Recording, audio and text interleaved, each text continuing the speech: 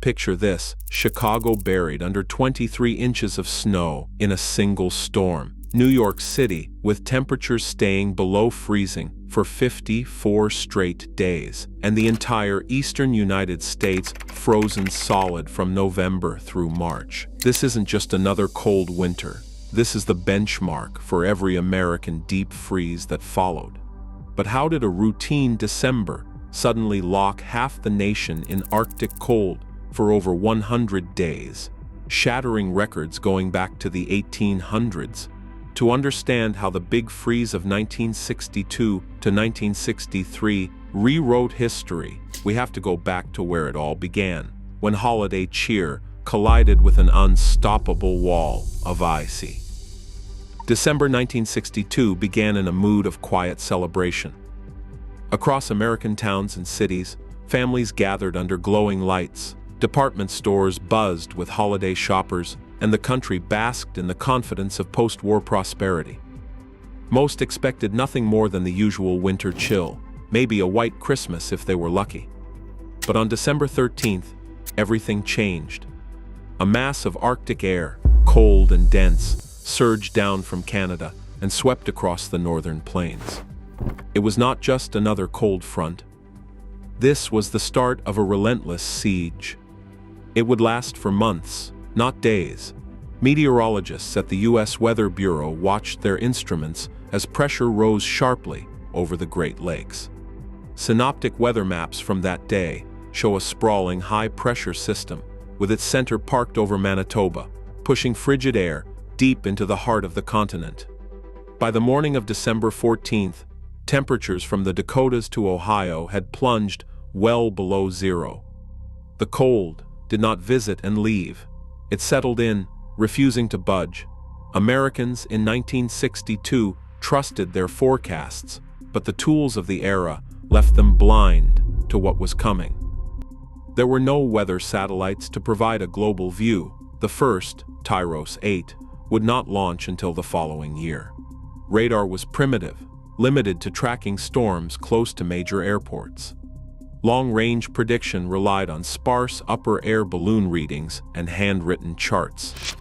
The National Weather Bureau's best guess for the winter ahead, issued just weeks before, called for a season slightly warmer than average.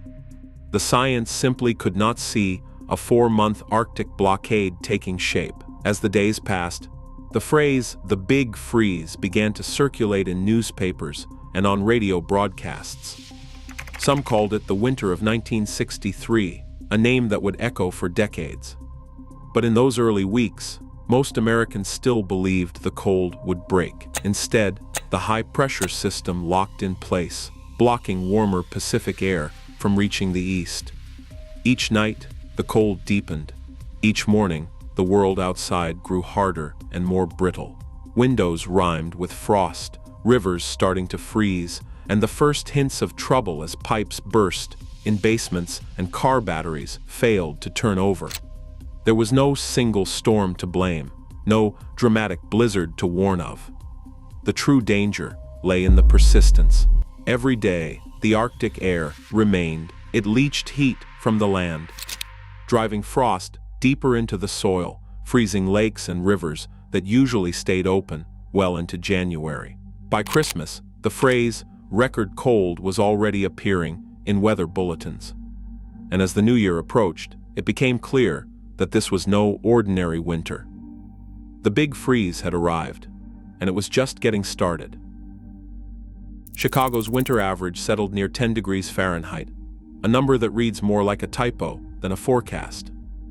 For weeks, the city's thermometers barely budged above zero. On the coldest mornings, readings plunged to minus 20 degrees, minus 25 degrees, even minus 34 degrees in parts of the upper Midwest. In Minneapolis, the mercury dropped so low, so often, that locals joked about boiling water vaporizing before it hit the ground. Across Wisconsin and Michigan, pipes froze solid beneath the streets, while the wind scoured neighborhoods with a bite that left cheeks numb in seconds. New York City endured a different kind of punishment. For 54 consecutive days, temperatures failed to rise above freezing. That's nearly 2 months, where the sun never managed to thaw the sidewalks, where every puddle became a skating rink and every breath hung in the air like smoke. Residents bundled in layers, but the cold seeped through brick and mortar, frosting windows from the inside out. In apartment buildings, frost crept along baseboards and formed ghostly patterns on glass. A silent reminder of the siege outside. January 1963 set a national record for cold. NOAA climate data ranks it among the coldest months ever recorded across the United States. In city after city, the daily highs read like overnight lows. Detroit recorded a high of 12 degrees, Cleveland reached 13 degrees.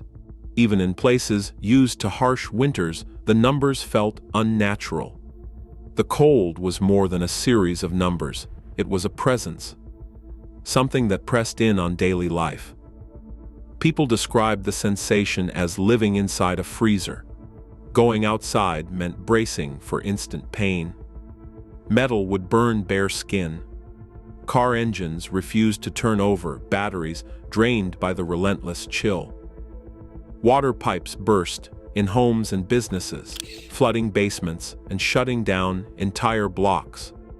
The cold did not just inconvenience, it completely isolated communities.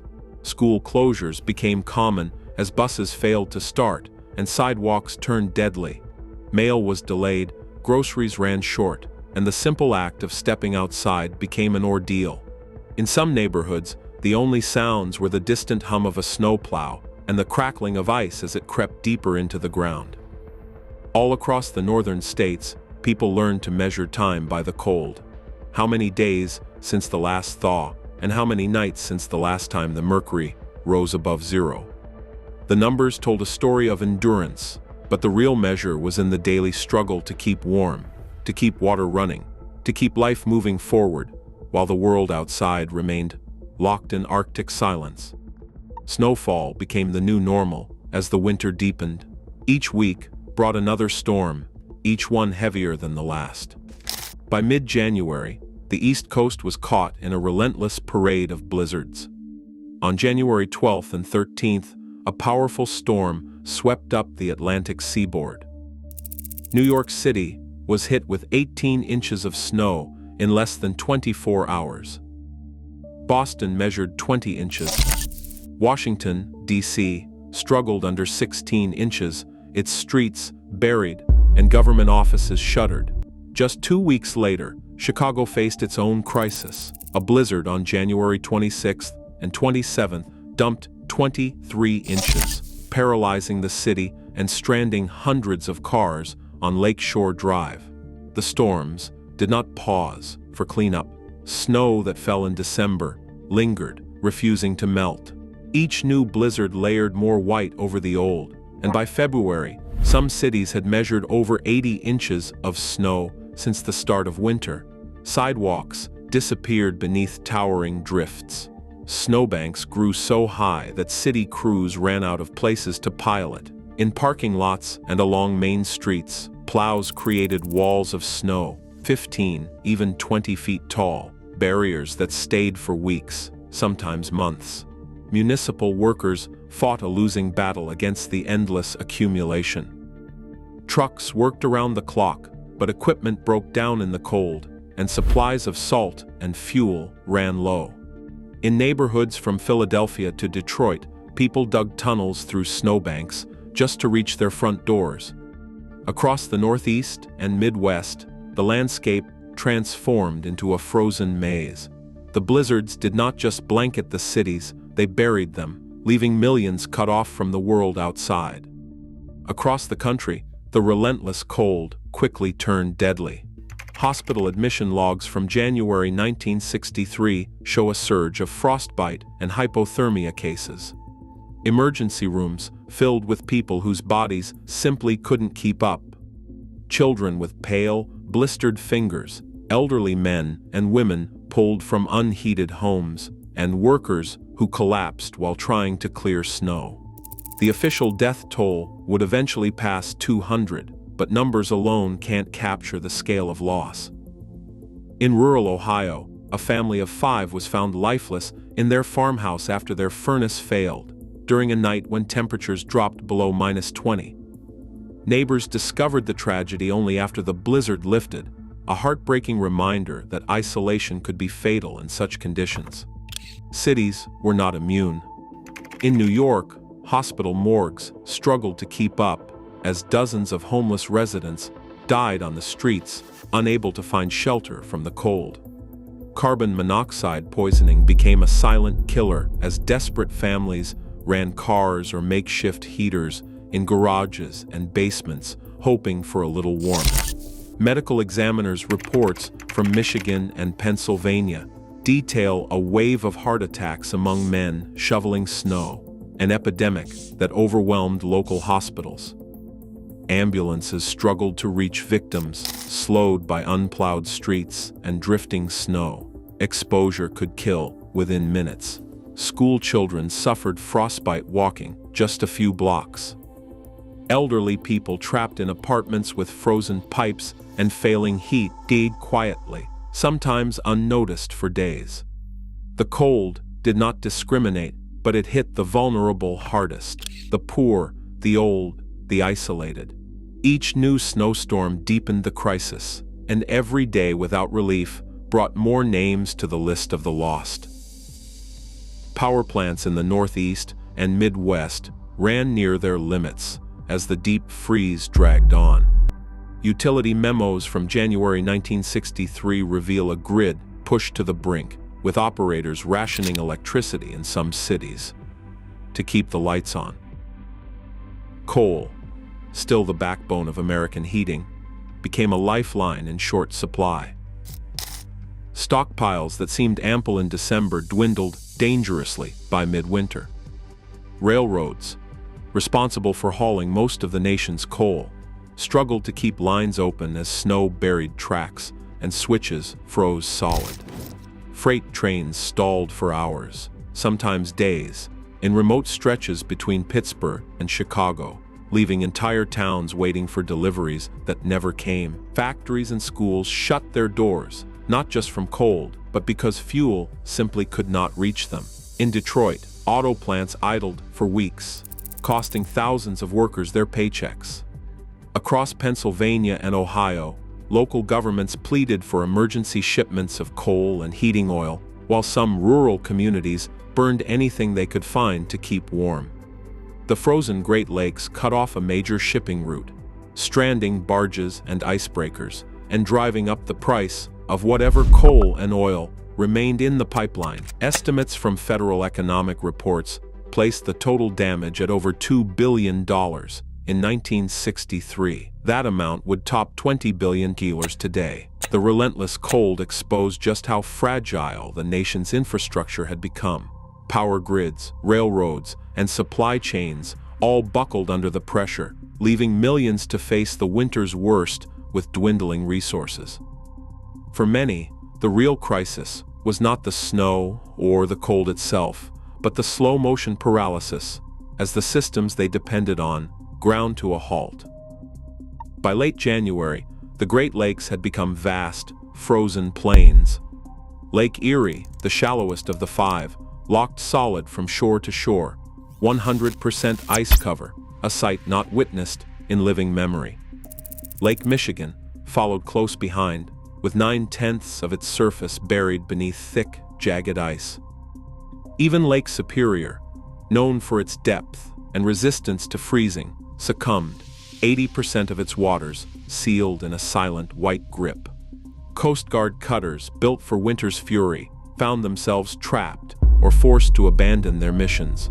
Shipping lanes that usually bustled with freighters hauling coal, iron ore, and grain were deserted, their routes erased by an unbroken sheet of ice. Ferries that connected Michigan and Wisconsin sat idle at their docks. In some places, the ice grew so thick that people walked, or even drove cars, across stretches of Lake Erie, turning what was once open water into a temporary highway. For weeks, nothing moved. Cargo ships, caught mid-journey, were left marooned until spring. Coast Guard logs from February 1963 record attempts to break channels through the ice, only to have them close behind the ships like a door. The Great Lakes, spanning nearly 95% ice at their peak, became a symbol of the winter's reach, not just a meteorological record, but a physical barrier that cut off trade, travel, and supply lines across the heart of the continent. The freeze was total, and its silence stretched from horizon to horizon. The freeze did not stop at the Mason-Dixon line. In January, Miami's thermometer dipped to 32 degrees Fahrenheit, a result that stunned even longtime residents. Across the Florida peninsula, orange groves turned ghostly white as ice clung to every branch. Citrus growers surveyed their fields and found devastation. Industry estimates put the damage in the tens of millions, perhaps over $100 million, a blow that would echo through the state's economy for years. In towns like Lakeland and Winter Haven, farmers watched as decades-old trees died back to the trunk, entire crops lost in a single week. The shockwaves reached every corner of the South. Atlanta recorded multiple snowstorms, while New Orleans shivered through nights below freezing. Cities with no experience or equipment for snow removal found themselves paralyzed. Streets became impassable, power lines sagged under the weight of ice, and families huddled together for warmth. Yet, in the midst of hardship, communities found ways to endure. In apartment buildings from Memphis to Milwaukee, neighbors dragged mattresses into hallways and lobbies, crowding around the few radiators that still worked. In farm country, families sometimes crammed neighbors into their warmest buildings, houses, barns, even machine sheds, so no one faced the cold alone. Churches and schools opened their doors as makeshift shelters, providing hot meals and a place to sleep. When phone lines snapped under ice, amateur radio operators relayed messages, connecting isolated towns with the outside world. From frozen palm trees in Miami to crowded lobbies in northern cities, the winter of 1962 to 1963 forced Americans to rely on each other in ways they had not imagined. The cold was merciless, but it revealed a kind of solidarity that would be remembered long after the thaw. America's coldest winter still shapes how cities plan, how families prepare, and how we measure disaster.